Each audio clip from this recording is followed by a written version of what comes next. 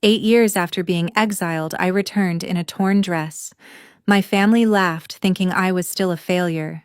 They didn't know I now owned their home's foreclosure deed.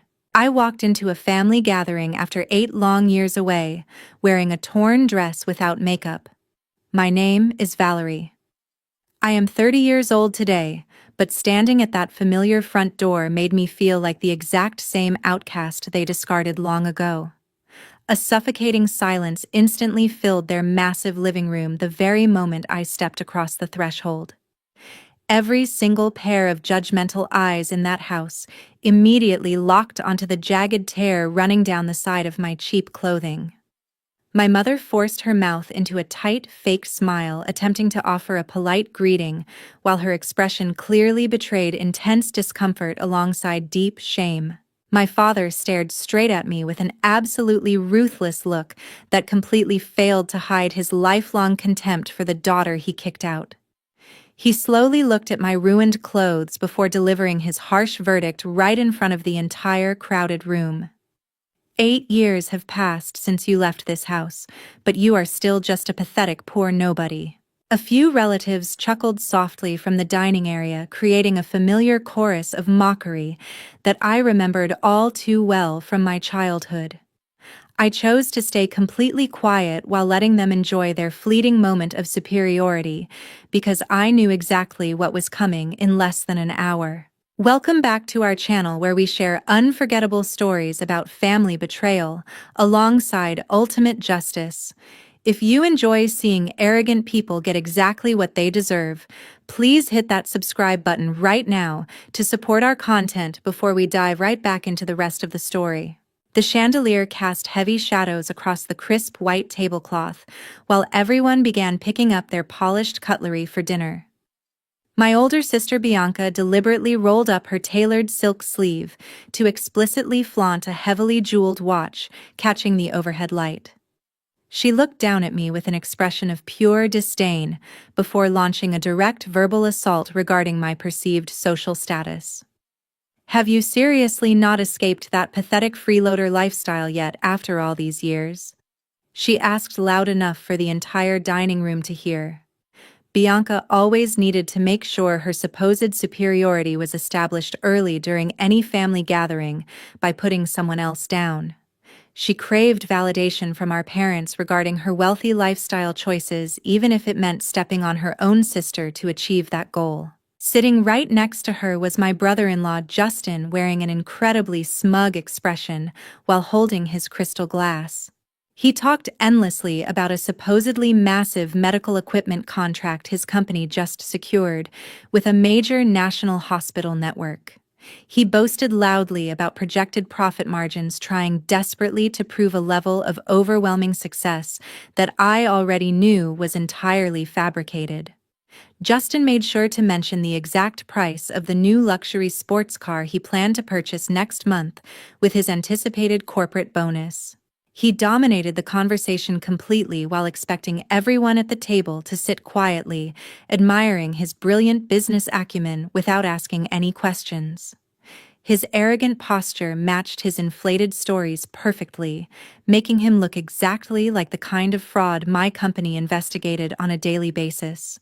I chewed my portion of roasted beef slowly while carefully observing the expensive wine bottle placed prominently in the center of the dining table. The dark glass bore the prestigious label of an elite vintage brand, but my trained eyes noticed the cork showed obvious signs of tampering. The foil wrapping was completely missing, while the label edges were slightly peeling away, indicating frequent exposure to moisture or washing. It became immediately clear they were secretly refilling a discarded luxury bottle with cheap liquor just to maintain their pathetic illusion of enormous wealth.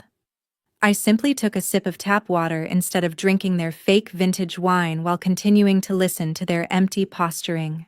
My Uncle Glenn finally placed his silver fork onto his ceramic plate, loud enough to draw everyone's attention away from the relentless bragging. He attempted to intervene in the increasingly toxic conversation with a heavy statement meant to bring some actual perspective back into the room. Family is certainly not a place to constantly compete over who is more successful, he stated firmly while looking directly at Bianca. Dad immediately cut off my uncle's well-meaning advice using his usual dictatorial tone that demanded absolute obedience from everyone present. "Shut up, Glenn, because in this house, financial success happens to be the absolute only metric that truly matters," he declared loudly. He pointed his steak knife aggressively across the table, making sure nobody dared to challenge his authority or question his twisted family values. My mother, Carolyn, continuously served large portions of expensive-looking food onto Justin's plate, while nodding enthusiastically at his exaggerated corporate stories. She eagerly chimed in with her son-in-law's relentless bragging, specifically to humiliate me further in front of the extended relatives. Mom praised Justin for being the perfect provider, while pointedly staring at my torn dress to highlight the massive difference between her two daughters.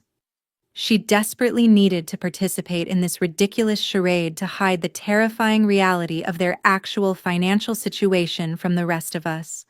They all continued feeding each other comfortable lies, while I sat there quietly calculating the exact moment their entire false reality would inevitably collapse. Exactly 7:45 in the evening arrived, when the large dessert tray was finally placed in the middle of the dining table. I stared blankly at the pristine white brick wall, while vivid memories flooded my mind regarding that horrific night exactly 8 years ago. My father had aggressively demanded my signature on an enormous bank loan document designed specifically to save Justin from his failing business ventures. I adamantly refused to ruin my own financial future by absorbing the massive corporate debt they recklessly accumulated over several preceding months. Their faces contorted with absolute rage upon realizing their designated family scapegoat possessed the courage to finally reject their highly unreasonable financial demands. They screamed terrible insults regarding my supposed selfishness while completely ignoring the incredibly unfair burden they were trying to violently force upon my shoulders. Dad ruthlessly grabbed my flimsy suitcase before forcefully throwing it straight out the front entrance onto the frozen concrete driveway without any hesitation. The heavy wooden door slammed shut violently behind me before I could even manage to put my winter shoes on properly for the journey. I stood trembling on the dark porch, wearing only thin socks, while the freezing midnight air pierced right through my light clothing.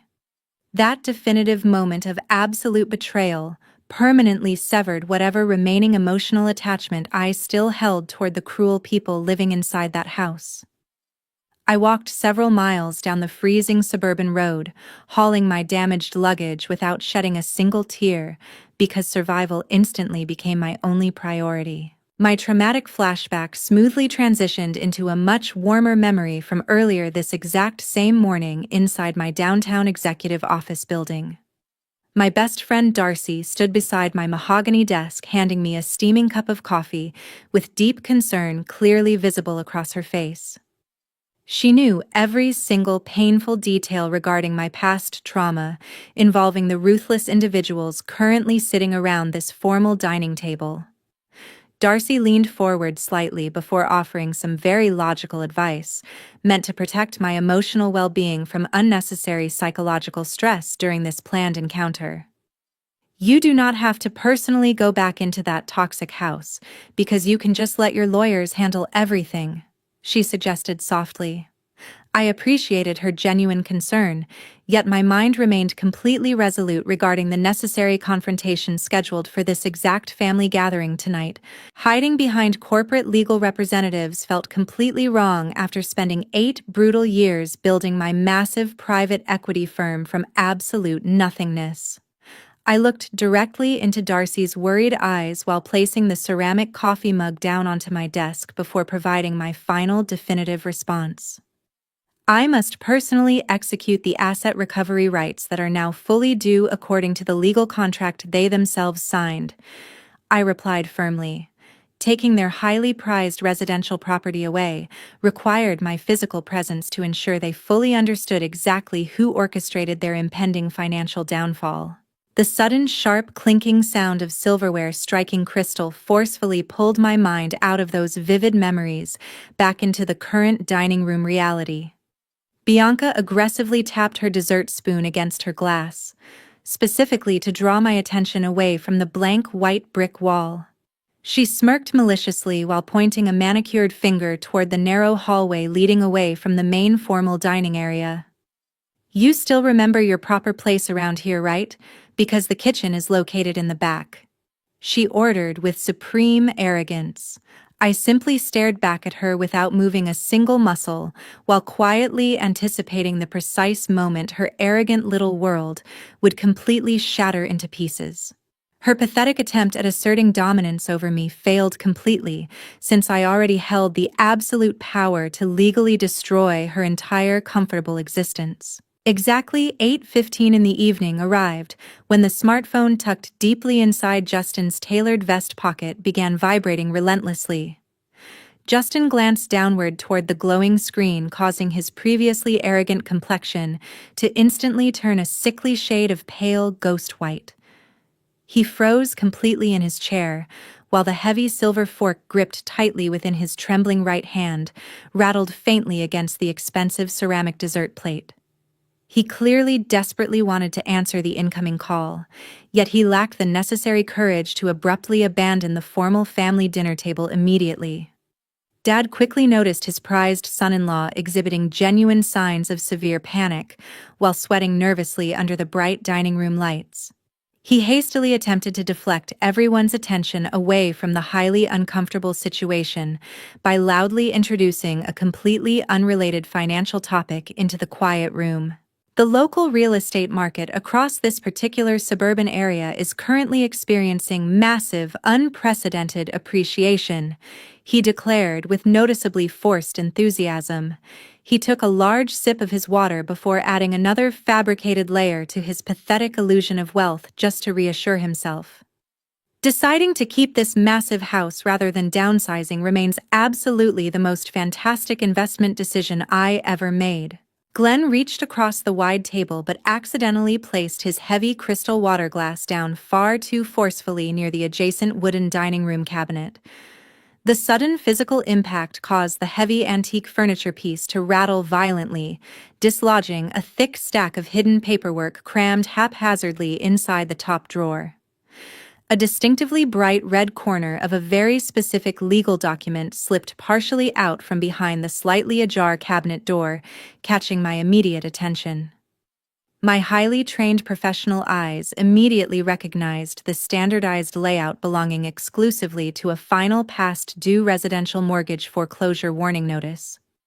Finding that specific federal banking document hiding inside their dining room provided absolute undeniable proof regarding the completely broken cash flow currently destroying this family. The vibrating phone inside Justin's pocket finally stopped briefly, only to immediately begin ringing again, loudly demanding his immediate undivided attention. He ultimately succumbed to the overwhelming mounting pressure, clearly terrified about whatever catastrophic financial disaster awaited him on the other end of that phone line. He abruptly pushed his wooden chair backward, scraping loudly across the polished hardwood floor, while hastily mumbling a barely coherent excuse to the confused table. "I sincerely apologize because a major corporate partner is calling urgently regarding our new hospital equipment contract," he stammered nervously while avoiding making eye contact with anyone. "I really need to step outside onto the front porch to take this incredibly important call for just a brief moment." He practically sprinted toward the main entryway, leaving his half-eaten dessert completely ignored on the crisp white tablecloth behind him. I casually turned my head toward the large bay window, watching him pacing frantically back and forth across the darkened exterior porch. He gripped his hair tightly in absolute despair while desperately trying to explain his massive financial failures to the angry caller threatening his entire corporate livelihood. Mom immediately attempted to cover up his highly suspicious erratic behavior by flashing another deeply fake smile toward the remaining dinner guests gathered around the table. "You all see perfectly well how Justin is always incredibly busy managing those complex multi-million-dollar corporate projects," she stated proudly to the silent room. She desperately tried to maintain the crumbling facade of overwhelming wealth, while their entire fake reality was literally tearing itself apart right in front of my observing eyes. The inevitable financial collapse they tried so hard to hide was finally beginning to surface in the most spectacular way possible. Exactly 8:45 in the evening arrived, when the rapid, continuous ringing of the front doorbell suddenly shattered the increasingly suffocating atmosphere inside the formal dining room. Mom furrowed her brow in obvious irritation, while staring toward the main entrance with a deeply displeased expression quickly forming across her face. She placed her crystal wine glass down onto the table before complaining loudly enough for everyone sitting around the room to hear her immense frustration regarding this unexpected interruption. "Who on earth is bothering us at this late hour, considering we certainly did not invite any extra guests to our private anniversary dinner?" She grumbled bitterly while crossing her arms defensively. Dad pushed his heavy wooden chair back forcefully, scraping the carved legs loudly against the polished hardwood floor before standing up with an extremely annoyed posture. He stomped aggressively toward the front hallway, fully intending to completely chase whoever dared to ring the bell away immediately without showing any polite courtesy whatsoever. He desperately wanted to eliminate this annoying distraction quickly, so he could return to pretending everything remained perfectly normal inside his rapidly crumbling household. He pulled the heavy front door open aggressively, expecting to find some random neighborhood salesman or lost delivery driver bothering them during their important evening meal. Instead of a confused delivery person, he found three tall men wearing immaculately tailored black suits, standing patiently together on the brightly lit front porch. Each man held an expensive leather briefcase securely in his hands, while maintaining a perfectly neutral facial expression despite the hostile reception. They possess the exact cold, professional demeanor typically associated with high-level corporate executives working at major national financial institutions, investigating massive bankruptcy cases. Their imposing physical presence immediately commanded absolute respect, creating a stark contrast against my father, wearing his slightly wrinkled evening attire while attempting to look intimidating.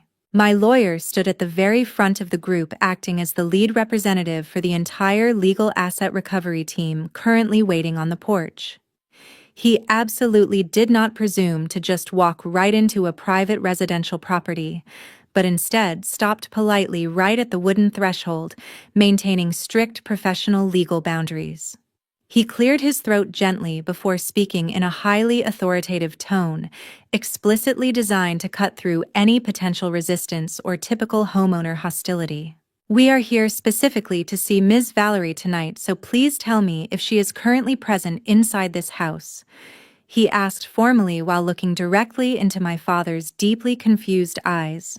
Dad instantly deepened his scowl, feeling highly suspicious regarding these formidable, wealthy-looking strangers showing up unannounced, asking specifically for his estranged daughter. His defensive instincts flared up immediately, viewing their sudden professional appearance as a direct threat to his absolute authority over his own residential property. "Who exactly are you people, because absolutely nobody allowed you to come to my personal house looking for anyone?" he demanded angrily while attempting to physically block the wide doorway using his body. I remained seated calmly at the dining table, watching the tense confrontation unfolding near the entrance, before finally deciding to intervene directly to move the process forward.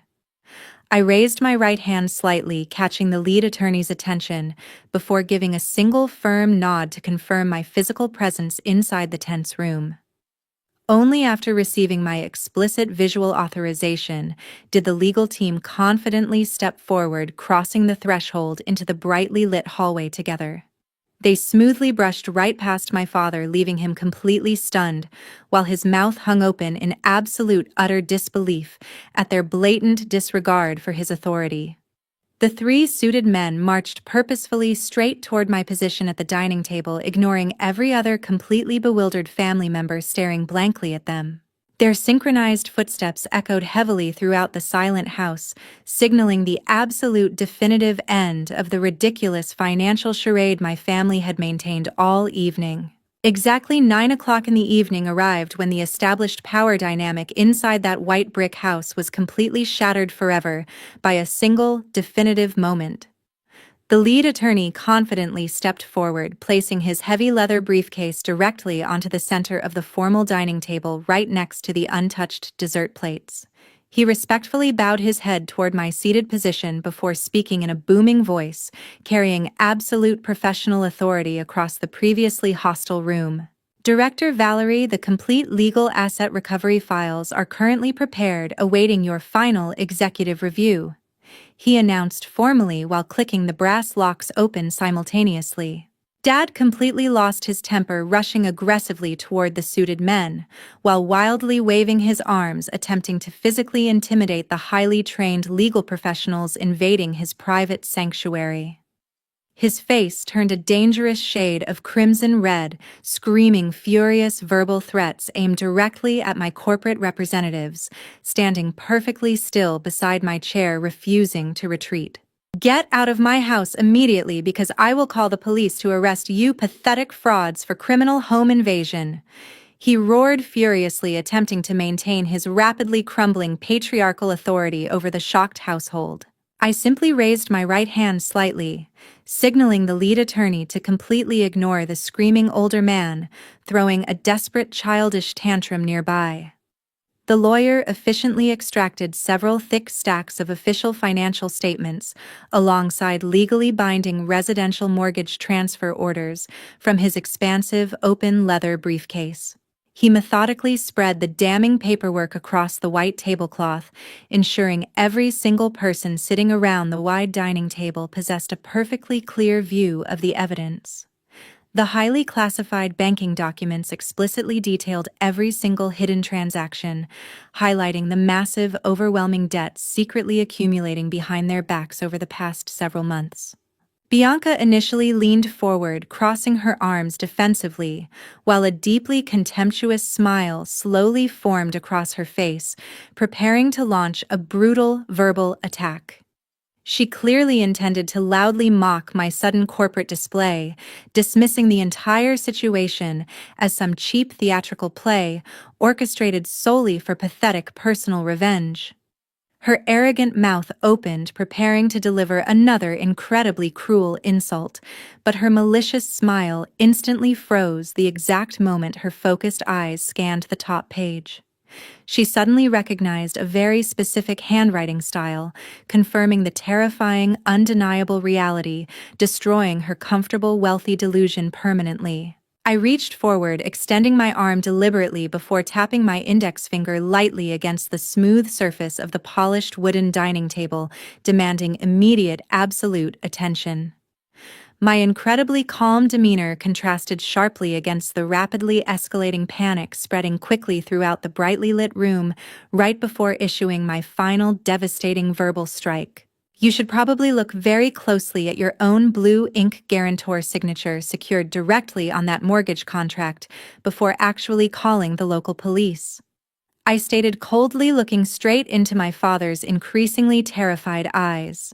The entire dining room instantly plunged into a suffocating, deadly silence, lasting for exactly 5 agonizing seconds, without any external interruption whatsoever, breaking the extreme tension.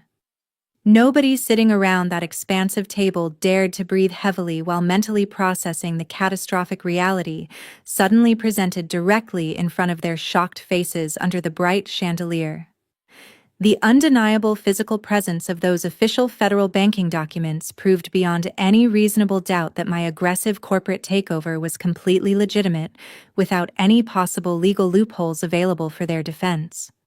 Their luxurious lifestyle, funded entirely by hidden massive loans, officially reached its ultimate disastrous conclusion, leaving them absolutely powerless against my newly established legal authority over their ruined lives. Exactly 9:30 in the evening arrived, when the only sound remaining across the room was the heavy, panicked breathing of desperate individuals standing directly on the precipice of absolute financial bankruptcy.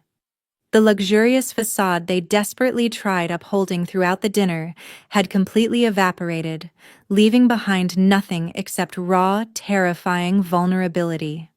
I stared coldly at the terrified faces surrounding the table before formally announcing the devastating truth regarding their precarious legal situation without showing a single trace of emotional hesitation. This hidden mortgage, totaling exactly $850,000, is currently 6 entire months past due, allowing my private equity fund to legally purchase your complete creditor status, I declared in a chillingly calm voice. The sheer magnitude of that massive monetary figure hung heavily in the air, crushing their remaining false hopes instantly, while exposing the severe depth of their reckless financial mismanagement. They foolishly believed they could simply borrow endless amounts of capital against their primary residence, without eventually facing the inevitable severe consequences of their unmitigated greed. Justin practically collapsed forward until his forehead hit the solid wooden dining table, while burying his face deeply inside his shaking hands in a display of total utter defeat. He completely abandoned his previous arrogant persona, while finally admitting the terrifying corporate reality. He desperately tried keeping a strict secret all evening from his demanding, expectant family members. The crushing weight of his monumental business failures finally broke through his carefully manufactured psychological defenses, leaving him completely shattered.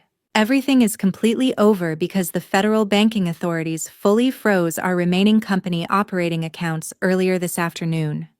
He muttered miserably into the crisp white tablecloth. His pathetic confession confirmed exactly what I already deduced upon seeing those red warning notices hidden inside the wooden cabinet drawer earlier during the meal. He was absolutely nothing more than a failed businessman desperately pretending to be successful while drowning in a sea of toxic corporate liabilities. Bianca stumbled backward, awkwardly scraping her expensive designer heels against the polished hardwood floor, while her eyes widened, reflecting a state of absolute unprecedented panic. She frantically darted her furious gaze between her devastated husband crying on the table alongside her equally guilty father, standing paralyzed near the entrance hallway. The shocking revelation concerning their impending bankruptcy completely destroyed the arrogant superiority complex she happily flaunted just a few short minutes earlier during our meal. You both lied straight to my face while hiding this disgusting financial secret from me for God knows how long. She shrieked hysterically, with her voice breaking under the immense psychological pressure. Her perfectly constructed aristocratic illusion was violently tearing itself apart, revealing a deeply fragile woman entirely dependent on a massive mountain of unsustainable hidden debt. She suddenly realized her upcoming luxury car purchase alongside her expensive jewelry collection were funded entirely by fraudulent money they never actually possessed. Mom initially attempted to maintain her composed matriarchal posture by tightly gripping the carved edge of the wooden dining chair while desperately holding back a sudden flood of terrified tears.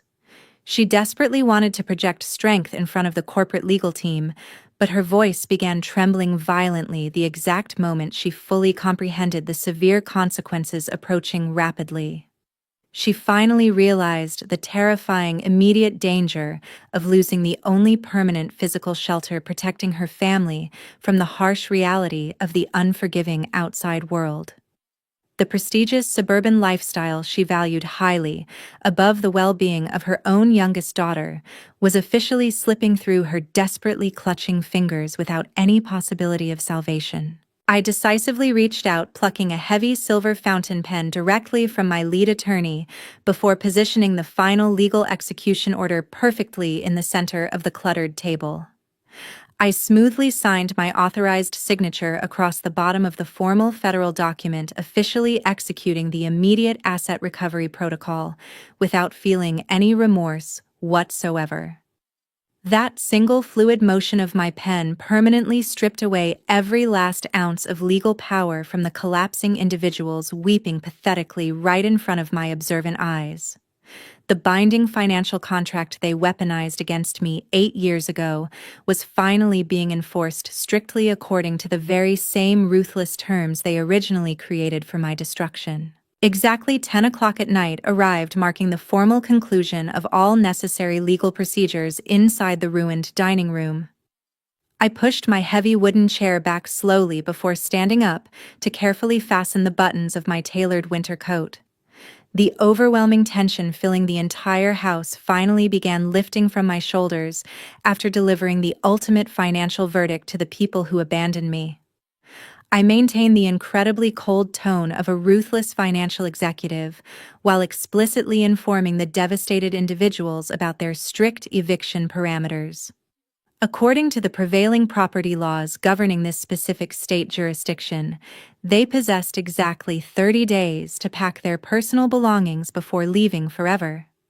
They needed to vacate the premises permanently without any possibility of negotiating an extension or delaying the inevitable foreclosure process. My professional posture explicitly denied them any opportunity to beg for mercy regarding their impending catastrophic homelessness because they never showed me any compassion. Dad stood completely frozen directly in the middle of his expansive living room, while his previously furious complexion turned a sickly shade of pale gray. He remained absolutely speechless for several heavy moments while finally witnessing his precious aristocratic empire completely collapsing due entirely to his own boundless arrogance. The overwhelming realization regarding his permanent loss of authority finally crushed his stubborn pride, leaving him standing there looking like a broken, hollow shell. He could not formulate any further coherent arguments or summon the energy to shout another useless threat at my corporate legal team. He simply stared blankly at the signed federal documents proving his luxurious lifestyle was officially terminated by the daughter he deemed worthless. I deliberately turned my back toward the crying individuals gathered around the ruined dining table before stepping confidently out through the massive front doors. The sharp clicking sound of my designer heels striking the exterior brick steps echoed clearly into the freezing night air, sealing my final departure. I walked decisively straight down the curved concrete driveway, absolutely refusing to turn my head back even once to observe the miserable, chaotic mess. The massive oak door swung shut with a heavy, definitive thud, formally closing the darkest chapter of my entire existence without leaving any lingering regrets. My mind felt incredibly clear as the cold suburban wind brushed against my face, washing away the residual heavy tension accumulated during that dreadful anniversary dinner. Darcy sat patiently waiting behind the steering wheel of a heavily tinted black luxury vehicle parked quietly right near the edge of the suburban property line. She offered a supportive nod of silent understanding before unlocking the heavy passenger door, welcoming my permanent escape from the deeply suffocating Franklin environment. Climbing inside the heated leather cabin felt like crossing a massive, invisible boundary, permanently separating my successful present reality from the toxic trauma inflicting my terrible past. I fastened my seatbelt securely while letting out a long, exhausted sigh of genuine relief, knowing the psychological war was officially won after so many years of painful, silent suffering. The powerful vehicle smoothly accelerated away from the wealthy neighborhood, leaving the imposing white brick house slowly fading into the distant dark shadows behind us. I stared quietly through the tinted passenger window, watching the familiar, pristine suburban streets roll past while experiencing an overwhelming sense of profound emotional liberation.